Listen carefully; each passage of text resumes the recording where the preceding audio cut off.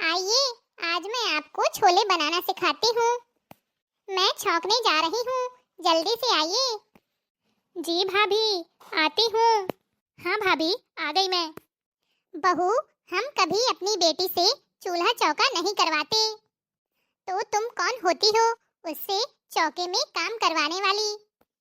माँ जी, मैंने काम करने के लिए नहीं बुलाया, वो तो मैं छोले बनाने जा रही थी, तो सोचा दीदी को भी बनाना सिखा दूं, इसलिए बुला लिया। वैसे मेरा मानना है खाना बनाना सबको आना चाहिए, कल को उन्हें भी ससुराल जाना है, तब कैसे काम चलेगा? मुझे तो इतना सब कुछ आते हुए भी सुनना पड़ता है, आप कभी मुझसे खुश नहीं रहती हैं। बहू, हमारी बेटी के लिए तुम्हें सोचने की जरूरत नहीं है। अभी हम बैठे हैं, वो जिस घर जाएगी राज करेगी, चूल्हा चौका नहीं संभालेगी, आगे पीछे नौकर चाकर घूमेंगे। आखिर वो हमारे घर की इकलौती लाडली बेटी है, ऐसे ही किसी घर में थोड़ा ना झोंक देंगे। अभी तो मेरी बेटी के खेलने कूदने के दिन हैं, उसे बस पढ़ाई करने दो। मेरी बेटी दुलारी प्यारी है, इसलिए हमने उसे खाना बनाना नहीं सिखाया। वैसे भी खाना बनाना कौन सा बड़ा काम है, सब बना लेते हैं। मेरी बेटी भी सारे काम कर लेती है। और हाँ, इस घर में अभी तुम्हारी देवरानी नई नई है, उसे भी कोई काम मत सिखाने लगना। जब उसका दिल करेगा खुद से करने लगेगी। भाभी, आपकी बहू तो बहुत कामकाजी है, सारा काम अकेले ही संभाल लेती है। अब मायके में यही काम किए हैं तो खाना बनाना तो आता ही होगा। मेरी बेटी भी सारे काम कर लेती है। सरला, बहू हो तो ऐसी जिसने पूरे घर का काम संभाल लिया। हाँ हाँ, भाभी ऐसी है तो ननद में भी कुछ गुण तो भाभी जैसे ही होंगे। बहू, तुम्हारी भाभी तो पूरे घर का काम इतनी निपुणता से संभाल लेती है, तुमने उनसे कुछ सीखा ही नहीं? दरअसल मम्मी जी, मुझे घर के कामों में कोई दिलचस्पी नहीं थी और खाना बनाने से तो मैं बहुत दूर भागती थी। और माँ ने भी कभी काम नहीं करवाया, और भाभी कुछ कहती थी तो माँ उनको भी डांट देती थी। क्या? मैंने जब तुम्हारी भाभी को काम करते हुए देखा था तो मुझे लगा कि भाभी इतना काम करती है तो ननद भी करती ही होगी। मुझे क्या पता था कि मेरी किस्मत ही खराब है। हेलो बिटिया, कैसी है तुम? माँ, अब आपको क्या बताऊं, भाभी तो हर काम में इतनी होशियार हैं, उसके बावजूद कभी उनका काम आपके मन नहीं भाता। हर समय उनसे नाखुश होकर उन्हें सुनाती रहती हो। क्या हुआ बेटा, तुझे किसी ने कुछ कहा क्या? बता, क्या बात है?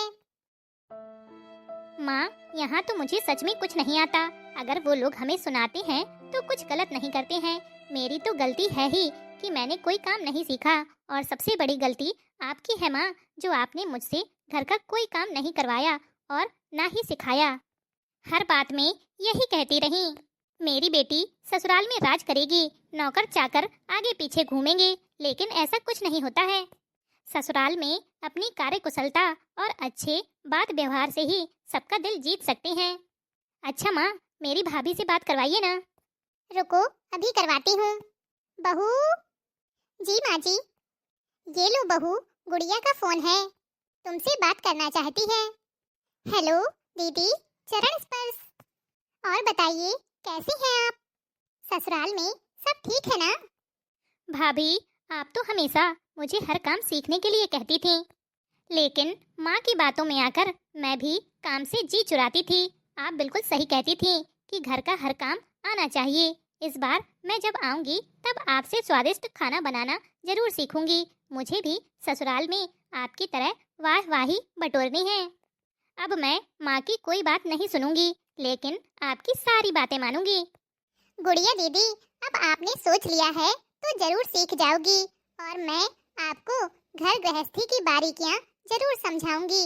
और एक बात अच्छी तरह समझ लो, घर गृहस्थी संभालना आसान नहीं है, इसे कुशलतापूर्वक संभालना भी एक जंग की तरह ही होता है। घर गृहस्थी के काम घर की बहू को ही नहीं, बेटी को भी आने चाहिए, क्योंकि उसे भी एक दिन ससुराल जाना ही पड़ता है।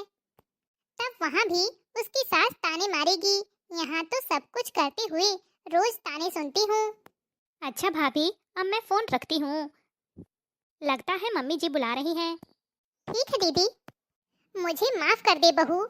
तुम हमेशा मेरी बेटी की भलाई के लिए ही कहती थी और मुझे लगता था कि तुम मेरी बेटी से इस घर के काम करवाना चाहती है।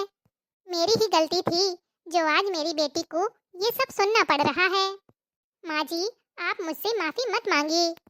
बड़ों के हाथ सिर्फ आशीर्वाद देने के लिए उठते हैं, ना कि माफी मांगने के लिए। भगवान तेरे जैसी समझदार बहू हर घर में भेजे। हमेशा खुश रहे मेरी बहू रानी। अरे माँ जी, आज आपको मंदिर नहीं जाना है क्या? क्यों बहू, आज कोई खास दिन है क्या? ओहो माँ जी, आप हमेशा भूल जाती हो, आज पूर्णिमा तिथि है। मैंने प्रसाद में चावल की खीर बना दी है। आप मंदिर में जाकर सभी को वितरण कर देना। और हाँ, आज मंदिर में भजन कीर्तन भी होने हैं। अरे हाँ, मैं तो भूल ही गई थी। अच्छा किया बहू, तूने याद दिला दिया। अब मैं जल्दी से तैयार हो जाती हूँ। चल तू भी मेरे साथ चल। घर में घुसे घुसे तू भी बोर हो जाती होगी। भजन कीर्तन होंगे तो थोड़ा मन बहल जाएगा। जी मम्मी जी, बस अभी आती हूँ।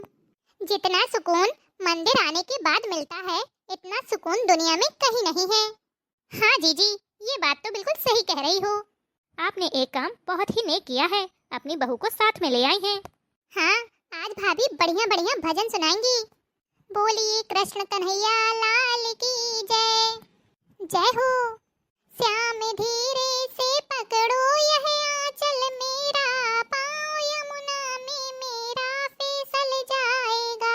श्याम धीरे से पकड़ो यह आंचल मेरा, पाँव यमुना में मेरा फिसल जाएगा। रोज की दिल लगी श्याम अच्छी नहीं, कोई देखेगा तो भेद खुल जाएगा। श्याम धीरे से पकड़ो यह आंचल मेरा, पाँव यमुना में मेरा फिसल जाएगा। श्याम तुमको मनाने को आई हूँ मैं, संग में माखन और मिश्री भी लाई हूँ मैं। श्याम जल्दी से खा लो यह माखन मेरा, वरना सारा यह माखन पिघल जाएगा। श्याम धीरे से पकड़ो यह आंचल मेरा, पाँव यमुना में मेरा फिसल जाएगा। तेरे मेरे रिश्ते को नजर ना लगे, यहाँ दुश्मन है सारे ना कोई सगे। श्याम काजल का टीका लगा लीजिए, कोई देखेगा तो फिर मचल जाएगा। श्याम धीरे से पकड़ो यह आंचल मेरा, पाँव यमुना में मेरा फिसल जाएगा। श्याम सिर से यह हाथ हटाना नहीं, मेरा दुनिया में कोई ठिकाना नहीं। तेरा क्या जाएगा मेरे भोले पिया, मेरा बिगड़ा मुकद्दर संभल जाएगा। श्याम धीरे से पकड़ो यह आंचल मेरा, पाँव यमुना में मेरा फिसल जाएगा। रोज की दिल लगी श्याम अच्छी नहीं, कोई देखेगा तो भेद खुल जाएगा। श्याम धीरे से पकड़ो यह आंचल मेरा, पाँव यमुना में मेरा फिसल जाएगा। अरे वाह बहू रानी, बहुत सुंदर भजन सुनाया है तुमने। मेरे तो दिल को मोह लिया। हाँ चाची, कृष्ण भजन होते ही ऐसे हैं कि सबके दिल को मोह लेते हैं। क्यों भैया बहनों, सही कहा ना? आपको हमारा आज का यह वीडियो कैसा लगा? कमेंट बॉक्स में कमेंट करके जरूर बताइएगा। अगर अच्छा लगा हो तो वीडियो को लाइक, और अगर चैनल में पहली बार आए हैं तो चैनल को सब्सक्राइब करना ना भूलें। तो चलिए फिर जल्दी ही मिलेंगे आपसे अगले वीडियो में।